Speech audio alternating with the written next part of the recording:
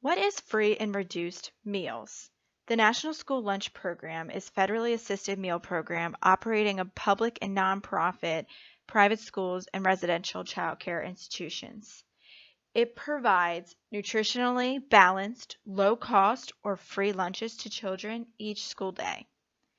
The Richard B. Russell National School Lunch Act is a United States federal law that created the National School Lunch Program, NSLP, to provide low-cost or free school lunch meals to qualified students through subsidies to schools. The majority of the support provided to schools participating in the program comes in the form of a cash reimbursement for each meal served. Schools are also entitled to receive commodity foods and additional commodities as they are available from surplus. The National School Lunch Program serves 30.5 million children each day at a cost of $8.7 billion for fiscal year of 2007. Most participants are also eligible for food during the summer through the Summer Food Service Program. Cost and qualifications. Breakfast costs $1.20 in elementary and $1.30 in middle and high school.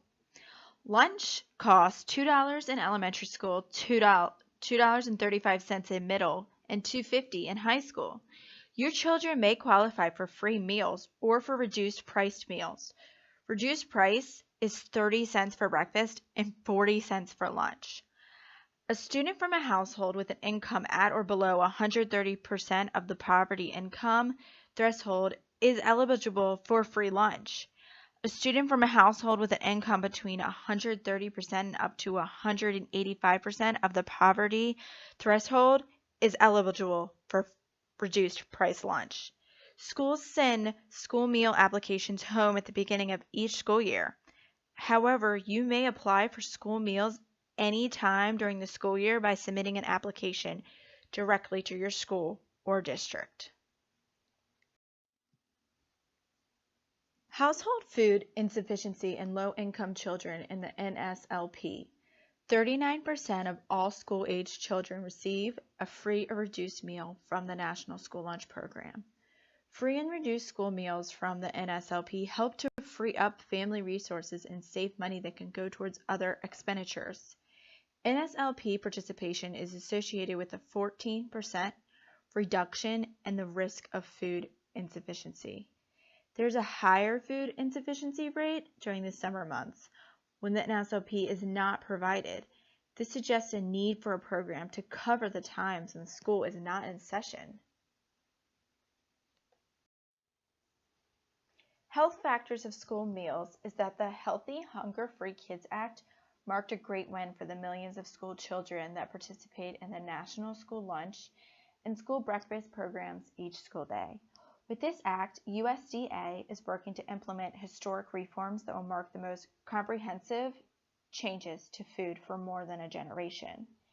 Since school meals are a major source of nutrition for many of our nation's children, particularly those in low-income families that are at a highest risk for inadequate nutrition intake, it is crucial that we provide meals that can address both hunger and obesity.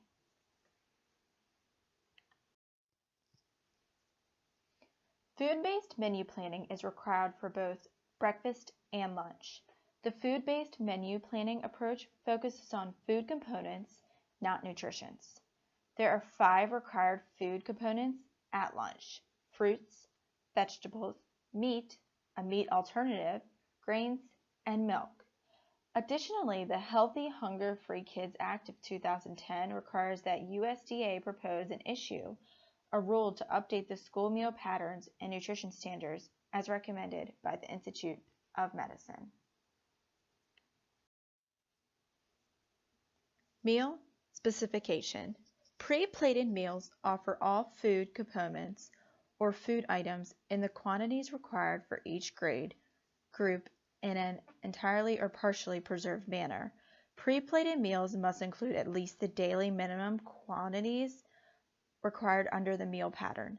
This system is often used by schools and RCCIs that have logistical limitations, such as faculty or space restrictions, or situations where children are unable to select the foods offered. Family-style meal service allows students to serve themselves from common dishes of food with assistance from supervising adults. While family-style meal service allows students to make choices in selecting foods, the supervising adult should initially offer the full planned serving of each food item to each child. Offered meals must meet all of the daily and weekly food components, food item requirements, and the weekly dietary specifications.